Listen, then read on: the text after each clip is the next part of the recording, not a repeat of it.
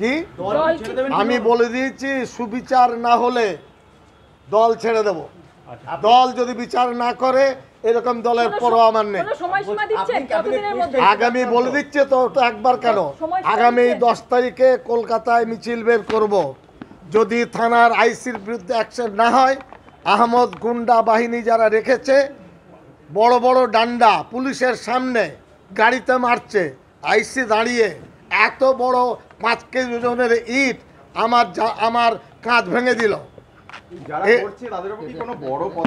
আমি জানি না কে আছে না আছে, আমি যাকে মন্ত্রীর উপর আঘাত, সাধারণ মানুষের উপর আঘাত, তাহলে কত? অবশ্যই আমি নিজে অনুভব করছি, আমাদের নিরাপত্তা যদি পুলিশ না দিতে পারে তো সাধারণ মানুষের দেবে কি করে? তাহলে বিরোধীরা যে চিৎকার করে, সে বিরোধীর কথা আমি কণ্ঠ মেলাবো না। আমি যেটা বলছি আমার অ্যাঙ্গে বলছি, আমি আমার দিক দিয়ে বলছি। আমি এ কথা বলেছি রাজ্যে, জেলায়, সব জায়গায় বলবো। আগামী 10 তারিখে প্রচণ্ডভাবে প্রতিবাদ হবে কলকাতায়। সাহেব, ঘটনার অনেকক্ষণ সময় কেটে গেছে, এখন কি আমি জানি না, সেটা পুলিশের নীতির উপর হস্তক্ষেপ আমি করার লোক নয়। ঠিক আছে, এই হলো মূল বিষয়। আমার তো এখানে আঘাত লেগেছে, এই গায়ে, এখানে রক্ত লেগে আছে, ভিতরে আমার আঙুলে লেগেছে, শরীরে লেগেছে। এই দেখুন পিন্টু, এর সমস্ত কাঁচ ভেঙে দিয়েছে। 6টা 5টা গাড়ি লক্ষ লক্ষ টাকার ক্ষতি করেছে। ওই তো কুসুমগ্রাম বাজার, যেটা ওদের রাজধানী গুন্ডাদের, সেখানেই পুলিশের সামনে মেরেছে। আইসি আমার গাড়ির সামনে ছিল, প্রেজেন্ট কি ছিল? আমি ওই সিএমএ লোক পাঠাচ্ছেন, আমি আপনার ওই নেব, টেট ভ্যাক নেব, ওষুধ খাবো, তারপরে আমি যাব। আমাকে মারতে এসেছে মন্ডল এইকে মালডাঙ্গায়, আমার সিকিউরিটি বলেছে সাহেবকে মারতে আসবে, থানার আইসি বলছেন আপনি যান, এটা আমার ডিউটি। 100% আইসি দায়ী। এরকম অপরাধীদের ছাগল চড়ানো দরকার, এটা আমি বলে দিচ্ছি। এবং যে কাজ টিএমসি দলের ছেলেরা, দলের কেউ নয় এরা, আমার ভয় হচ্ছে মাওবাদী কিনা। কোমর ওদের রিভলভার, ছোট ছোট অস্ত্র কে দেয়? হ্যাঁ, এই মমতা ব্যানার্জির সরকার, আমরা আছি শান্তির সরকারে, কে দেয় তাদেরকে সাপ্লাই? 4 জন 6 জন বডিগার্ড, প্রত্যেকের কোমরের 2 করে রিভলভার, পুলিশ দেখতে পায় না, সিভিকরা দেখতে পায় না।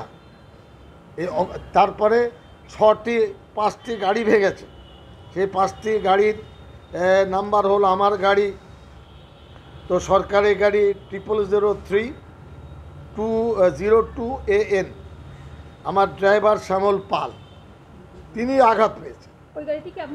হ্যাঁ, ওই গাড়িতে। আর ডান দিকে ছিল পিন্টু আপনার সরকার, তার ডান দিকে সেও সিকিউরিটি, পুরো কাঁচ তার ভেঙে দিয়েছে। সাহেব, আপনি রাজ্যের একজন ক্যাবিনেট মিনিস্টার, আপনি আক্রান্ত হচ্ছেন এবং যার বিরুদ্ধে অভিযোগ করছেন তিনি তো আপনার দলেরই ব্লক সভাপতি, কি বলবেন? আমার বক্তব্য হলো, কেউ যদি অযোগ্য হয়, চোর হয়, ডাকাত হয়, তার জন্য আমরা দায়ী নয়। আমি মানুষ করার চেষ্টা করেছি। এরা ওই মানে ধান চাল মারার উপযুক্ত। এটা আহমদ হলো তার নেতা। এছাড়া আমি একটা তালিকা পুলিশকে দিয়েছি, এটা হলো তালিকা। এটার মধ্যে অনেকেই আছেন। আমাকে যে ইট মেরেছে তার নাম রাজীব শেখ, সোনাডাঙ্গায়। আমি দেখতে পাচ্ছি 5 কেজি ওজনের। হ্যাঁ, তৃণমূল কর্মী নয়, সে সন্ত্রাসী। তৃণমূল কর্মী বলে মারে নাকি? মমতা মারতে বলেছেন? এবং আমি আপনাকে বলে দিচ্ছি, এই সন্ত্রাস যদি বন্ধ না হয়, সিপিএমের বিরুদ্ধে যে আন্দোলন করেছি, সিদ্দিকুল্লাহ চৌধুরী আজকে বলছে সেই আন্দোলন করবে। মুসলমান দিয়ে সিদ্দিকুল্লাহ চৌধুরীর নেতৃত্ব সহ্য হচ্ছে না, তাকে খুন করতে হবে। কার চক্রান্ত, কী চক্রান্ত, এটা আমি জানি না। আমার সারা রাজ্যে 1200 মাদ্রাসা আছে, 450 জমিয়তের ইউনিট আছে, 20 লক্ষ মেম্বার আছে। এটা খুব ক্লিয়ারভাবে আমি বলে দিচ্ছি, যদি দল ব্যবস্থা না করে আগামী 10ই জুলাই কলকাতায় মহা মিছিল বের করে প্রতিবাদ করব, এটা আমি আজকে বলে দিলাম। ওই রকম সে মুসলমান নয়, কলঙ্ক মুসলমানের নামে। আমি বলি কলঙ্ক কোনো মুসলমান নিরীহ মানুষকে মারতে পারে না, হিন্দু মুসলমান পড়ে। সাহেব আপনি আক্রান্ত হলেন, পুলিশের ভূমিকা কি? পুলিশের ভূমিকা, এসপির বক্তব্য আমার কাছে রেকর্ড এসেছে, ছবি দেখেছি। আমি খুব দুঃখিত এবং আমি আমার সুপিরিয়র যিনি কলকাতায় আছেন তার কাছে মেসেজ দিয়েছি, যেটা আমরা আশা করিনি। এবং লোকাল থানা যে কাজ করেনি এসপি সাহেব তাতেও যে সন্তুষ্ট নয় সেটাও তিনি বলেছেন। আমার বক্তব্য এই নৈরাজ্য দলের নামে, দলকে ঠিক করতে হবে, গুন্ডাদের রাখবে না ভালো মানুষদের রাখবে। আপনি বা নিয়ন্ত্রণ করতে পারছেন না কেন? আমি গুন্ডা হলে নিয়ন্ত্রণ করতে পারতাম। আমি তো আইনের প্রশাসন চাই। আপনি একজন মন্ত্রী, ক্যাবিনেট মিনিস্টার, এত বড় হামলা কেন? হামলার অর্থ হলো সিদ্দিকুল্লাহকে অবরোধ করে রাখো, মুখ বন্ধ করে রাখো, সত্য কথা না বলে গুন্ডাগারদের সাহায্য করে, তোলাবাজদের সাহায্য করে, সরকারি জমিতে তারা ওই কি নাম রেকর্ড করে বিল্ডিং তৈরি করছে, কারোর কাটমানি খাচ্ছে, জমির দালালি খাচ্ছে। সিদ্দিকুল্লাহ চৌধুরী সেটা পারবে না তো। আপনি কি লিখিত অভিযোগ করলেন আজকে? আমি এসপিকে বলেছি আমার যা বলার, তিনি যেহেতু জেলার সর্বোচ্চ পুলিশের কর্তা এবং তাকে আমার যেটুকু বোঝাবার আমি বুঝিয়েছি। এই নৈরাজ্য কিন্তু আমরা মানতে পারবো না, খুব পরিষ্কার। তাতে দরকার হলে দল ছেড়ে দেব, আজকে বলে যাচ্ছি আমি।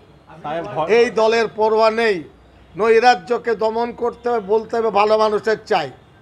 সিদ্দিকুল্লাহ চৌধুরী নৈরাজ্য চাইনি বলে সিপিএম সরেছে এখান থেকে, আর টিএমসিকে স্বীকার করতে আমাদের অবদান ছাড়া টিএমসি আসতে পারতো না। আমাদের আক্রমণ করে 100%।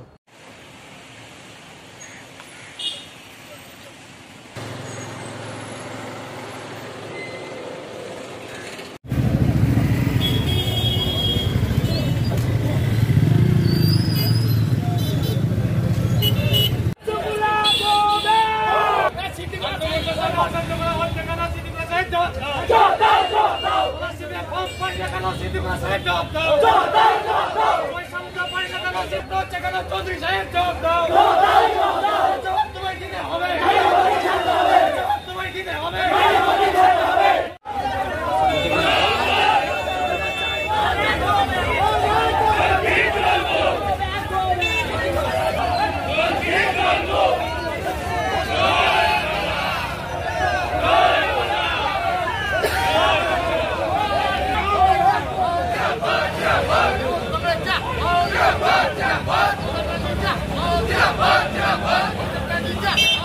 এত জোর গাড়ি চালিয়ে যে হাত কাঁপছে।